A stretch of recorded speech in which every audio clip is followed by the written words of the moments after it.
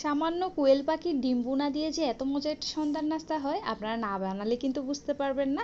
এই ঝালমুড়ির ইন্সপিরেশনটা আমি নিয়েছি আমার বাসার নিচে একটা মামা ছিলেন, উনি হাঁস মুরগি ডিম বোনা দিয়ে খুব সুন্দর একটা ঝালমুড়ি বানাতেন। আজকে শেয়ার করব কোয়েল পাখির ডিম বোনা দিয়ে ঝালমুড়ি মাখা। এই ঝালমুড়ির জন্য আমি নিয়েছি হাফ কাপ শসা, 1 টেবিল চামচ গাজর আর অর্ধেকটা টমেটো, এভাবে কুচি করে নিয়েছি। দেন নিয়ে নিচ্ছি এই রেসিপির আসল ইনগ্রেডিয়েন্টস, কোয়েল পাখির ডিম বোনা। এখানে দুটো ছোট ডিম ছিল, দুটো আলু ছিল আর কিছুটা মশলা। আপনারা নর্মাল ডিম দিয়েও এটা করতে পারবেন। অ্যান্ড একটা ছোট্ট পেঁয়াজ কুচি করে দিয়েছি। দেন দিয়ে দিচ্ছি কেটে রাখা সেই শসা, টমেটো অ্যান্ড গাজর, সবটুকু দিয়ে দিচ্ছি।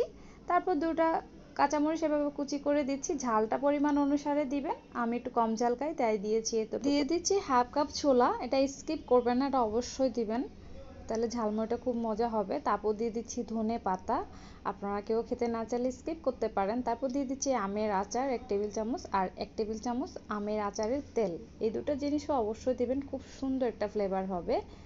আর এরপর দিয়ে দিচ্ছি একটা ইন্টারেস্টিং জিনিস, সেটা হচ্ছে লেবুর কুসা। সাদা তিতা অংশটা বাদ দিয়ে এভাবে একটা ক্রাশার দিয়ে জাস্ট কিছুটা ক্রাশ করে দিবেন, এটাতেও সুন্দর একটা ফ্লেভার অ্যাড হবে। পরিমাণ মতো লবণ দিয়ে দিচ্ছি। তারপর দিয়ে দিচ্ছি চানাচুর, এখানে আমি প্রায় হাফ কাপের মতো চানাচুর দিব, পরে আমি আরো হাফ কাপ অ্যাড করেছিলাম। এরপর দিয়ে দিচ্ছি হাফ কাপ মুড়ি, তারপর ডিম আর আলুগুলোকে ক্রাশ করে নিয়ে সবগুলোকে আলতো হাতে মেখে নিচ্ছি। ব্যাস রেডি হয়ে গেল আনকমন একটা ঝালমুড়ি। এটা খাওয়ার পর আমার হাজব্যান্ড বলল ঝালমুড়িওয়ালা মামা থেকে অনেক বেশি ভালো হয়েছে। বাসায় বাচ্চা থাকলে সেও বলবে ওয়াও। আপনারা নর্মাল ডিম বোনা, হাঁস বোনা, মুরগি বোনা দিয়ে এই আনকমন ঝালমুড়িটা বানিয়ে দেখতে পারেন, অনেক বেশি পছন্দ করবে সবাই। সন্ধ্যার খুব সুন্দর একটা নাস্তা হয়ে যাবে। ভালো লাগলে শেয়ার করবেন, বাসায় বানিয়ে দেখবেন। আল্লাহ হাফেজ।